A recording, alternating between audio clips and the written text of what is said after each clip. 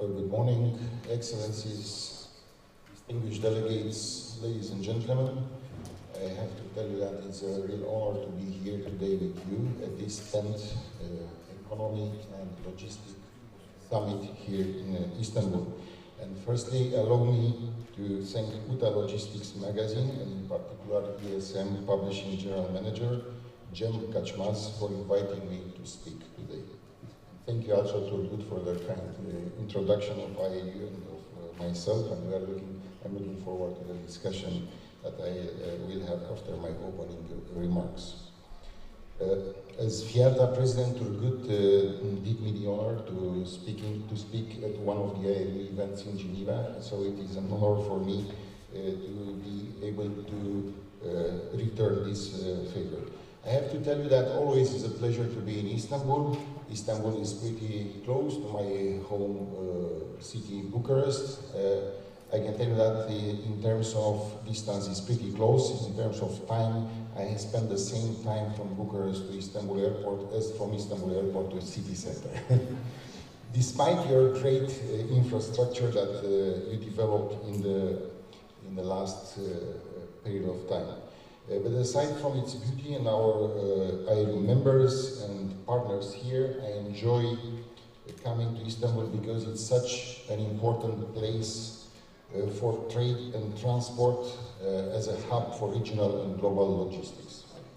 And this is the case now in modern times, but it has been also for much of human history very true. So I cannot think of any better place to discuss logistics trends, new markets and borders, as is the topic of today, and the new technologies, than these crossroads of global trade.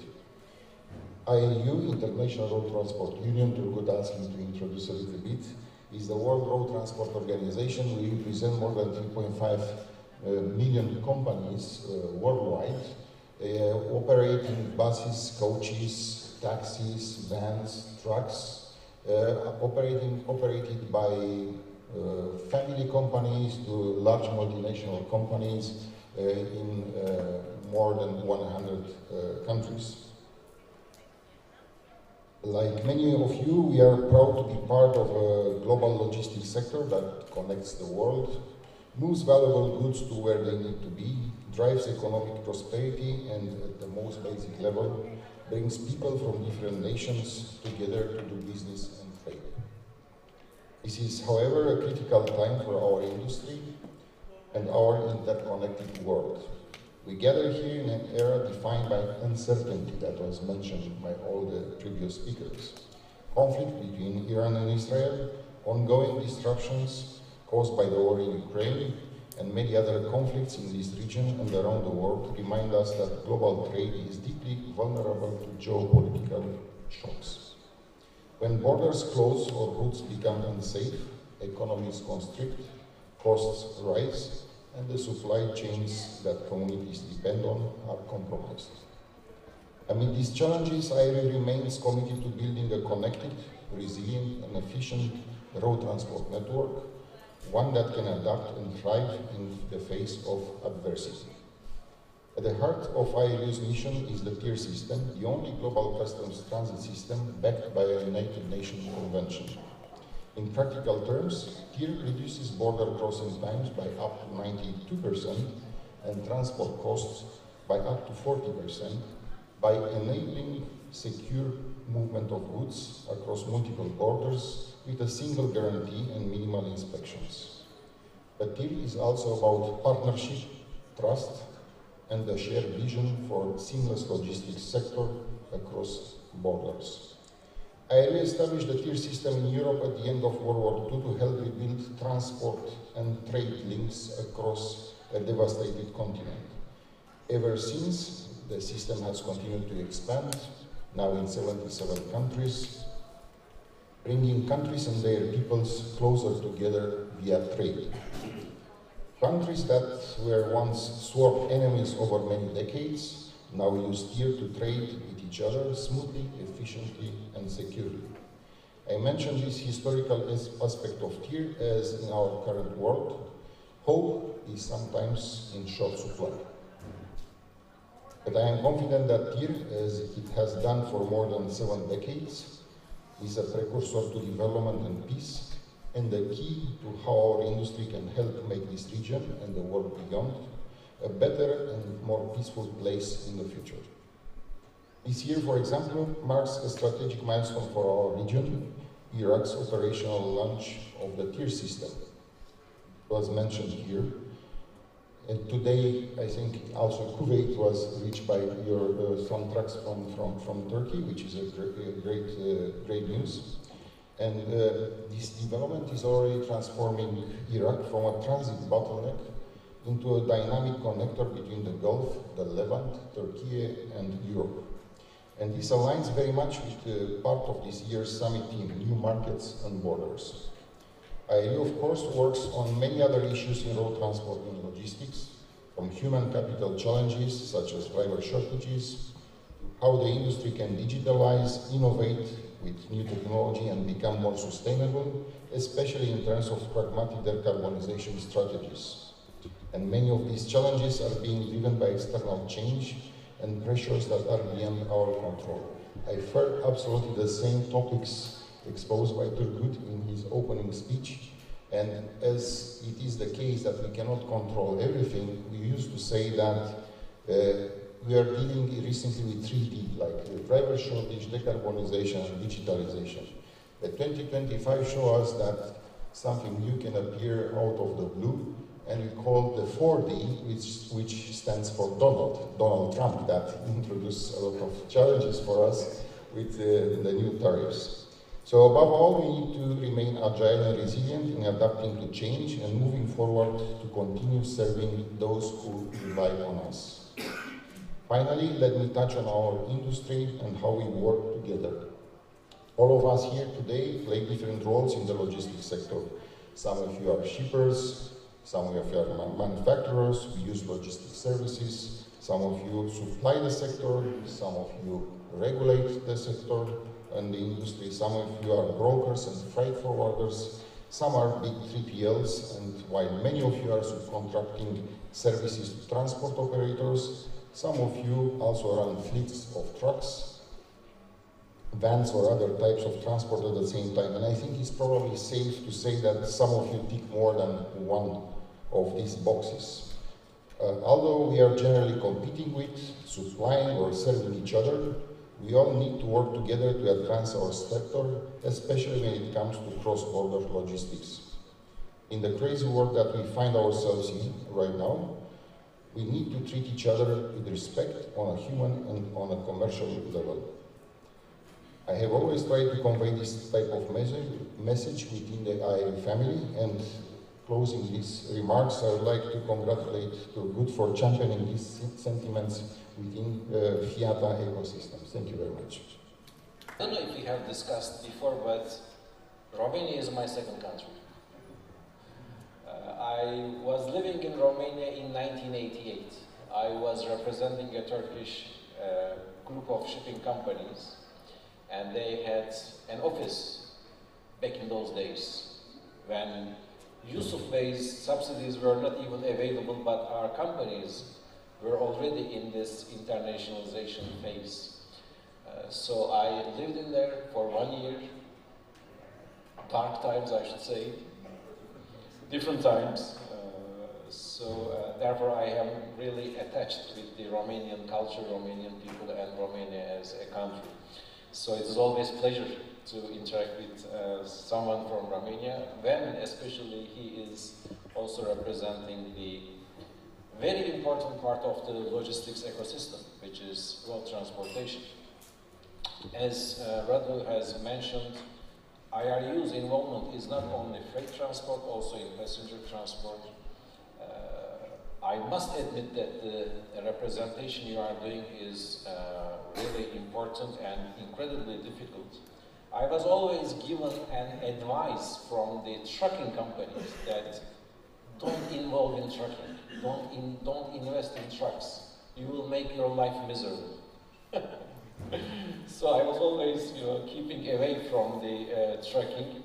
Therefore, I really value what you are doing, and we always say that a transport operation starts with road transport and ends with road transport. Whether it is by air, ocean, or rail, first or last mile is always by truck.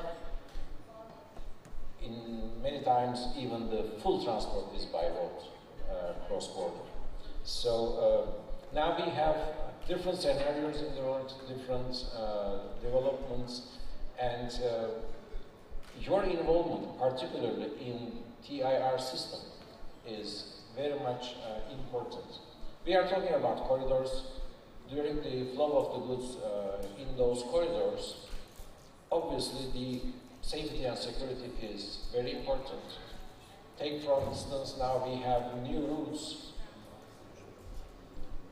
There are corridors under design. One of them is IMEC, for instance. The corridor starts from India, arrives in United Arab Emirates, goes to Saudi Arabia, through Israel to Mediterranean, and from Mediterranean, the Mediterranean ports by ships.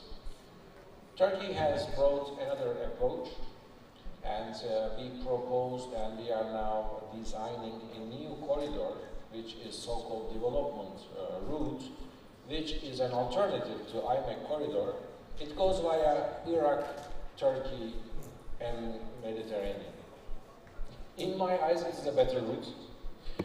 Number of reasons: shorter distance, less border crossings, but at the same time, Turkey has got great capacities in human capital, infrastructure, and transport capacity to connect road to container ships, road to ro-ro ships. Therefore, we have that potential available. You recently introduced the TIR system in Iraq. Given the geopolitical issues, security issues, and you have mentioned the TIR system is providing secure movement of the goods between the borders. How does the implementation of TIR system in Iraq strengthen the regional trade resilience? I can hear you. Otherwise, yes, if I try to use the other microphone, it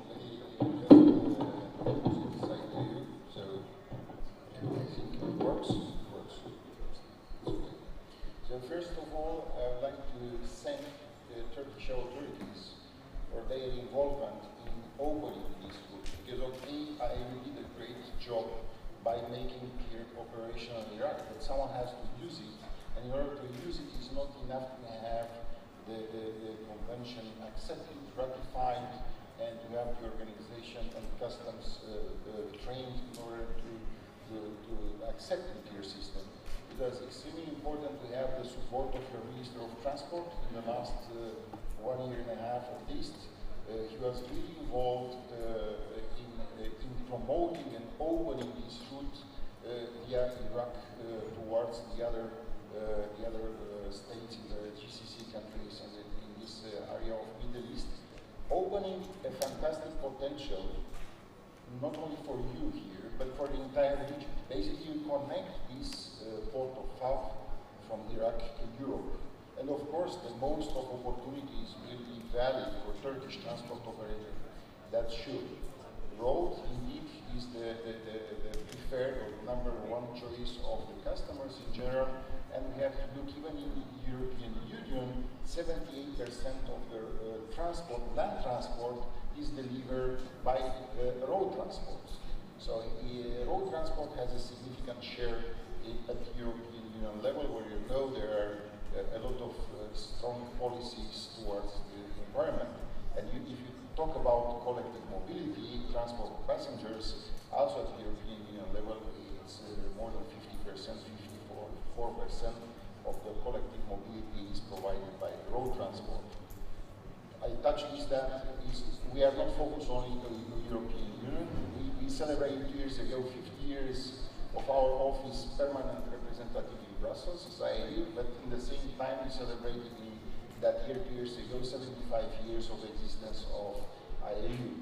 And last year we celebrated 75 years of the tier system, that is the longest uninterrupted or continuously public-private partnership between and I view that made a huge difference for the economies of the countries that were in. But coming back here to Iraq, I think it will bring a lot of opportunities for development of road transport in Turkey, of economy of Turkey, but also to play this role to connect. It seems like it's Middle East, but maybe it's not, maybe it's more, because we have some flow of goods that are coming also from like from China or from other countries overseas, and if the flow will go very smooth, it's always about time and money, and if the clients and security as well. If the clients are happy with the speed and the cost and security of their cargo to the destination, always they will prefer these routes. And I have here that it's already open since April, this new corridor, and I see that from Turkey to Emirates via Iraq, it was a tier transport completed in 7 days, in comparison with 14 to 26 days by sea. And if you look to the shipment from Poland to Emirates, it was completed in 12 days versus 21 days if you are looking at traditional multimodal sea routes. So these results show that the combination of tier and development road project, what you mentioned, is more than infrastructure. It is a statement of economic transformation. It's extremely important that this development road project that was spearheaded by Iraq and Turkey aims to connect, again, this port hub with Europe, creating huge opportunities not only for the region but also for Europe and for being a backbone of connectivity. But I think this, how to say, physical connectivity is necessary, but is not enough. We need to have smart connectivity, harmonized customs, efficient borders, and trust between public and private sectors. Because otherwise, we have great highways, but if you wait at the border crossing 40% of the time necessary to perform a trip, like we identified like 20 years almost ago. Unfortunately, we see that today the situation is not much different, despite the huge progress in infrastructure, vehicle technologies, and digitalization.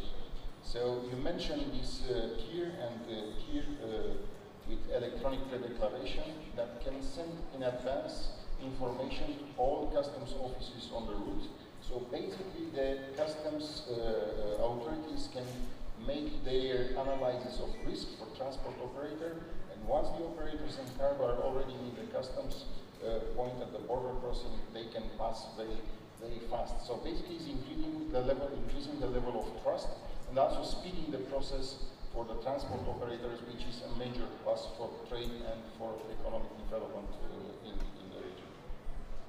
Fantastic.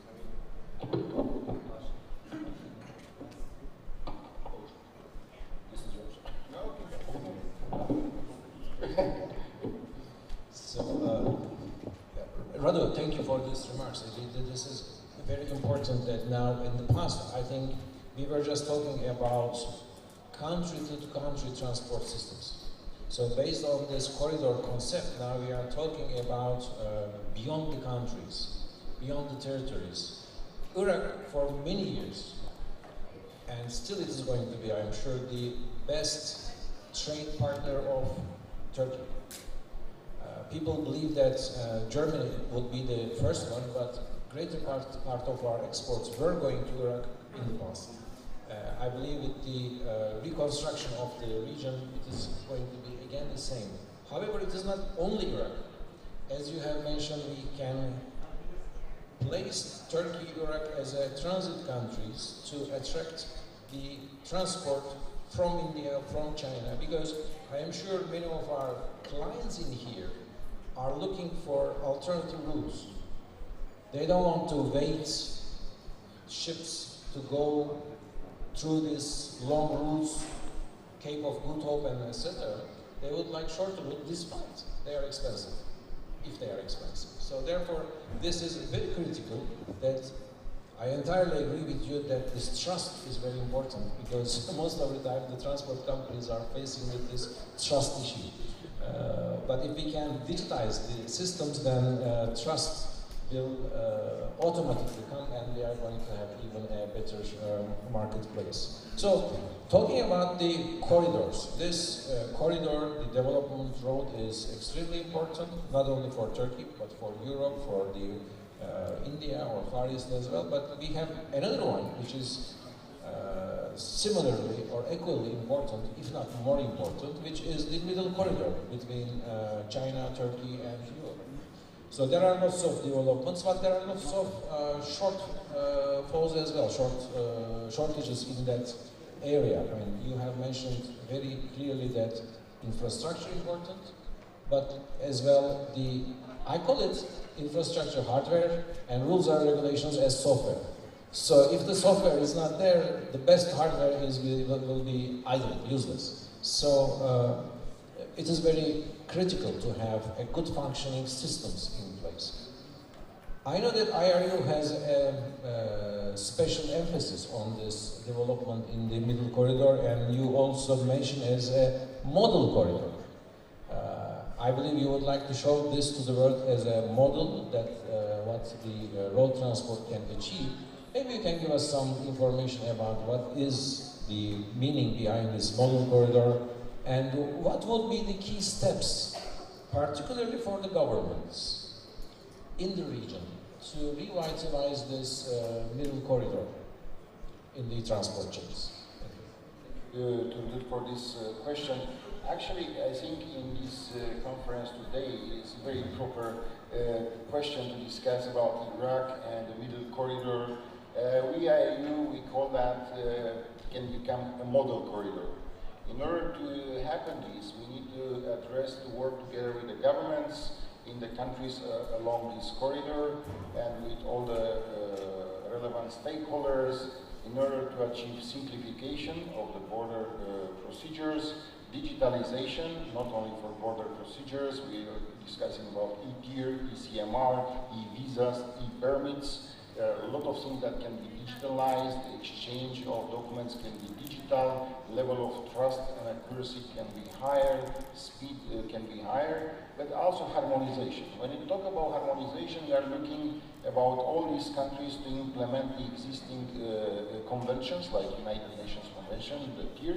Most of them they already have implemented the tier system, but there are also regional like agreements that can make a difference between the countries. The existing routes between China and Europe are under stress, we have to admit, and the clients, they found this middle corridor like an opportunity. And you look at the numbers for last year, we identified an increase of 80% of the flow of goods on the middle corridor. That means there is a real need for the clients to use this corridor. Now it's up to the countries on this corridor how easy they will make the flow of goods, how efficient they will make it in the next period of time. Because in the end, after some years or some period of time, most probably part of the flow of goods will remain on this corridor, because if the clients will be happy with the service they receive on this corridor, we have to look that it's not only about middle corridor connecting China with Europe, but it's also connecting all the Central Asian countries. And there are a lot of them, and we have to witness that they are developing countries. They are developing very fast their economies. So basically they need to be served. These economies have to be served. And road transport is a fantastic tool that can connect China to Europe and serving these countries. And also here I have to appreciate the authorities of Turkey by concluding the first road transport agreement bilateral with China. We are the country that is closest to the European Union to have such an agreement. And all the information I have by multinational companies developing production facilities in China and looking to have road transport from China to Europe, everything is connected via Turkey to Europe.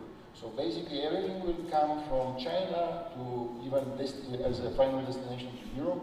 First will come to Turkey, which also again is offering great opportunity for transport operators and logistics sector from Turkey in this period of time. So I think also if you look at the dispersion of risk, it's totally different than to have a bottleneck like in Suez Canal and the Red Sea, and to have these old ships to go around Africa with more than 14, 16 days. So basically you have like thousands of trucks having multiple corridors, even on the same corridor. It cannot happen something like this, that it's all of them will be blocked in the same time. So also from this perspective, we appreciated this initiative of Turkey to connect with China, and we saw last year in August when the president of China and of Kazakhstan, they gave the start for first 10 trucks from China also to Turkey. I think it's absolutely fantastic, fantastic news. Well, exactly. I mean, that trial shipment with 10 trucks is has now become routine. We see quite good number of trucks coming from China to Turkey. You pronounce better than I do. And then it goes to European destinations. And more there's going to be more demand. In a perfect world, if you like, the connections between China and Europe would be in a number of different routes. Russia, yes, we know. And then the middle corridor actually, we can divide it into two, if you like. The one goes via Caucasia to Turkey, and then the one via Iran to Turkey. And then we can also discuss about the Zengezur corridor, which is also very promising. So as you have mentioned, we are not limited to one corridor, but there are a number of possibilities. Again, tomorrow we are going to have a very important discussion. I would kindly ask all of you to attend, which will be on the data model that we should use. We are always talking about the transfer of data from one location to the other location, to the other customs, to the other authorities, for the efficiency and effectiveness of the systems. Like it is today, if we are speaking the same language, then we can understand each other better. If we don't, if we need a translator in between, the meaning may get lost in some part. But if we are using a same data model, then we ensure the integrity of the data. We will be discussing this tomorrow. So I was mentioning as well, and I would like to get your opinion. What about the human capital? What about the people we are using in the system, particularly the driver shortages? And maybe we can discuss about inclusiveness as well, the woman in logistics.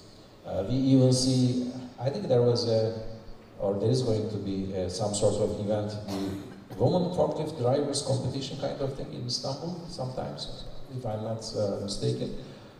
What is your take on that? What Evri is thinking on the human capital and sustainability? So I think that human capital is crucial for logistics sector. Unfortunately, we are witnessing that the average age of people working in road transport is increasing. For example, in transport of goods, less than 5% of the drivers are less than 25 years old. In transport of passengers is even worse, is 2.7%. Also the age to get a driving license is a little bit higher. So for transport of goods is only 5%. And the newcomers to the industry, the rate of newcomers is extremely low. But that is connected to the previous point as well, because if the drivers, they have to wait a lot of time at the border crossings without proper facilities, not only border, but loading and unloading places, that will be making very hard to attract new people to the industry. And of course, even more difficult to attract young people or women to this industry. Because it's not attractive. Sometimes they think, am I a professional truck driver or am I the guardian of the truck? Because if I stay days to cross a border, it's not exactly clear what is the job description in the end. But yes, I think it's extremely important with drivers that also to get access to visa very, very easy. Because drivers, again, they would like to drive the vehicles. don't want to wait or to go in person to various offices of various countries in order to be issued a visa. And here, as we are working together with ILO and UNEC, trying to lobby this and to make advocacy for this profession, that professional drivers will not run away with their trucks overseas. Basically, they should be granted visa with priority to be a special category, because not giving visa to professional drivers, basically you are blocking in the end the trade, transport and implicit trade, and you affect the economies of some countries. Always you need access for the truck, you need some permits, you need customs regime, tier system is in place, but also you need visa for the drivers. And I understand that is also a part of that you have to work on a little bit in the relation with China. You have bilateral agreements, we have like 30,000 permits, we have the tier system in place, but still you have to work a little bit on facilitation of issuing of visas. So from this perspective, I think human capital is making a huge difference in operating efficiently, secure the transport operations and making this trade. But also when it comes to people, drivers are waiting at border crossing, and they are using the engines, they are making emissions, they are having costs. And I've heard you in your opening speech mentioning the sustainability from environment perspective, and also these are connected. Of course, we are always looking from the business perspective, for economy, for business first, and after that, of course, for people and for environment. Because if the business does not go well, it's almost very difficult to impossible to serve the other two pillars. And here, just to mention here that we from the IAU are looking to this also decarbonization and sustainability for environment in a very pragmatical approach. We have Green Compact, it's a collective commitment of commercial road transport industry and the roadmap to full decarbonization of 2050. But we are looking very much on the 5 pillars, and it's not like a silver bullet, one solution fits all. It's, we encourage to be flexible in adopting solutions that are appropriate for each country based on energy landscape, on transportation, environment, and so on. And here it's important to look, of course, alternative fuels, but we have to look at is something that's more than only electricity, battery, electric, and hydrogen. We have biofuels, biogas, we have synthetic fuels as well, and we have to look at that. And we have another 4 pillars related to efficient logistics, where it comes digitalization of border crossing, because that will increase the speed, or using the large vehicles we call eco trucks, or they have different names in Europe. That is 25 long vehicles and 60 tons. That also can increase the capacity of transport. We are talking about the improvement, technical improvements for the vehicles, aerodynamics, low resistance for rolling of the tires, improving the engines and so on. Not the last, improving the efficiency of the drivers, eco-driving. We have to train the drivers, to certify the drivers, and to monitor the drivers, how they perform.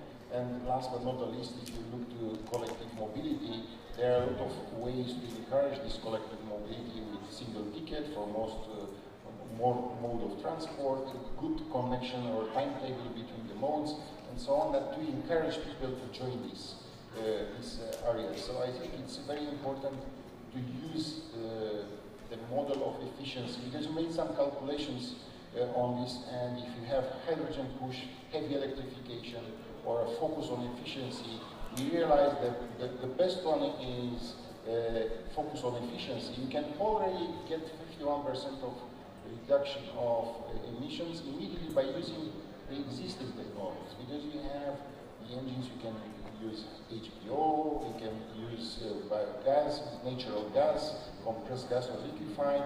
So there are a lot of things, training of the drivers and so on. So very easy you can get this. From this perspective, I think we are positioning ourselves that we should use to to be neutral in terms of technology that we have to use in order to achieve these goals. So politicians, they can set a goal, but after that they have to let the industry to be innovative and to perform how to go to these goals. Imagine that like 25 years ago, someone was saying we have to design a mobile phone, but we have to keep that rolling dial, you know, like, imagine what was the result. So, very innovative idea, very innovative idea. Well, Radu, thank you very much. I mean, very rich input you have provided to us. Despite all those efforts, whatever we do, the road infrastructure, we have fantastic road infrastructure, international road infrastructure in Turkey. We are digitizing our customs processes. We are talking about efficiency, effectiveness, inclusiveness, everything. But at the end of the day, it comes and everything is locked because of these visa issues. I mean, being in Turkey, we do not think anything else than this issue when it comes to not only for road transport, but in overall economic activities, that our business people are limited with these visa issues. I encounter this almost every day in my company, that our people cannot get visas. If they got for a couple of days. And this is bringing really inefficiency in the system. Imagine if a driver is waiting at the border. You are right, I mean, is he going to be the guardian of the truck, or is going to be under really poor conditions? Yes, from one side he is the guardian of the truck, because you are giving the guy a value of maybe €500,000 to protect the value of the truck as well as the value of the cargo. And then he is encountering, or she is encountering, this sort of troubles at the border. Then how we are going to get young generations be motivated to be a driver, international driver? I remember when I was a child, in the place that we were living, one of my friend's father was an international truck driver. He was very well respected in our neighborhood. Today, unfortunately, it is not the case.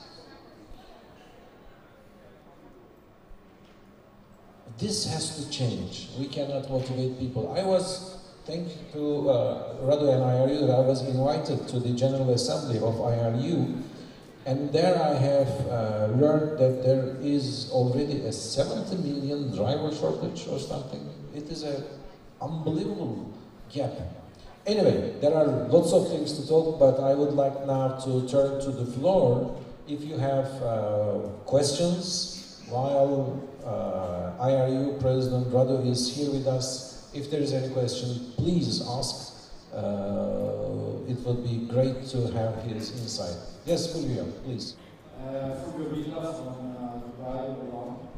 I was very interested in what you just said about the transportation by road into the Emirates. You mentioned that you made in 7 days transportation to the Emirates by Iraq. My question would be, did you cross-load the goods in KSA? Or was it a direct truck going from Turkey into Dubai? The second question would be, these kind of corridors, how are they communicated into the community of transportation and logistics? Because this is incredibly interesting, and it is, I would say, a breaker. So I would be interested in this. Thank you. The first operations that were made from Turkey to Emirates, or from Poland to Emirates, they were not crossing still the border of Saudis. The Saudis, I think, will be very soon, as Kuwait was opened today. Everyone was telling me that the first 3 Turkish trucks are unloading today in Kuwait, which is kind of a first. After the Iraqi, they allowed the trucks to go outside of Iraq and enter the Kuwait. Saudis will follow pretty soon on this. The second question also about the communication. Yes, how do we communicate this corridors to the wider?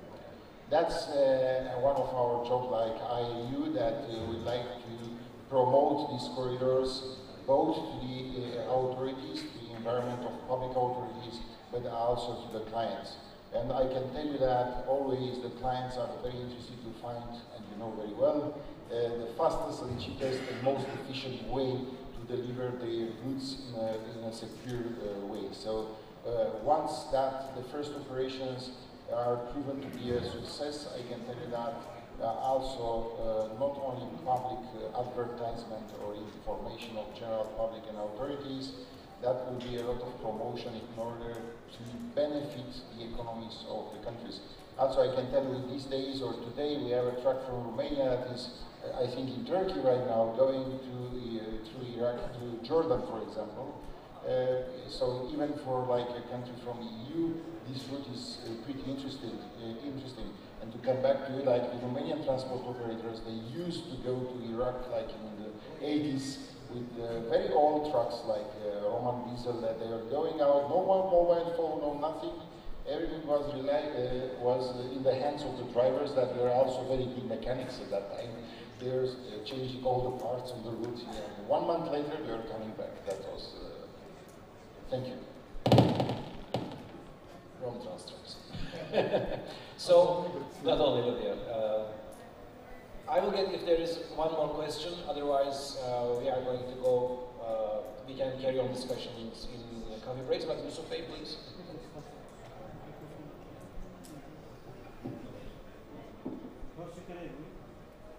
We can hear you, but for the audience, maybe.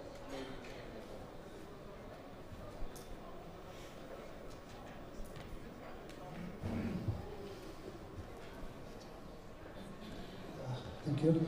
Firstly, I want to thank both of yourselves for your remarks. It's really so important for us. Actually, Mr. Radu, I want to find out your assessment about the Orta Koridor. Actually, I guess now it's 50,000 tons for daily, and it actually seems too hard to increase this capacity of carrying these products to another point. What's your assessment about it? Is it sufficient? For me, no. I think the capacity can increase very much based on, again, the harmonization of the procedures at the border crossings. It's extremely important because if the clients and the trucking companies, forwarding companies, they will find it in a success way that the time is shorter and it's safer to use this route. It's a great interest. I can tell you, and I think all of you witnessed that after COVID pandemic, the sea prices were like a roller coaster. It was like from 2,000–3,000 to China to Europe for a container to 15,000 and going back. I mean, it was no predictable way to do it. At that time, a lot of clients, they were turning to road transport, which maybe was not exactly ready to deliver, but they were the first attempts to connect China to Europe via road. But also, when we discuss about air industry, people are imagining, not professionals like here in the audience, but normal people, they on the street, they think, wow, the plane is one day, which is not the case, because we have to consolidate some goods in China from Shanghai. If you want to send to Madrid, you will not send them in Warsaw, because this is the first flight to Warsaw. So basically, your flight to Madrid will be in the next 2–3 days.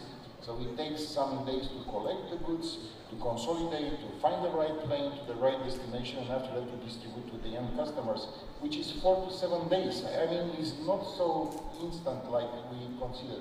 If you look to the distance from China to Turkey, I think you are very competitive here, and you can play a significant role. I think it's very much about, again, simplification, digitalization, and harmonization. And I think the governments of all the countries along the middle corridor should be extremely interested to do that in order to maintain a higher volume of goods that now is transported on the middle corridor, and even to increase to further capacity.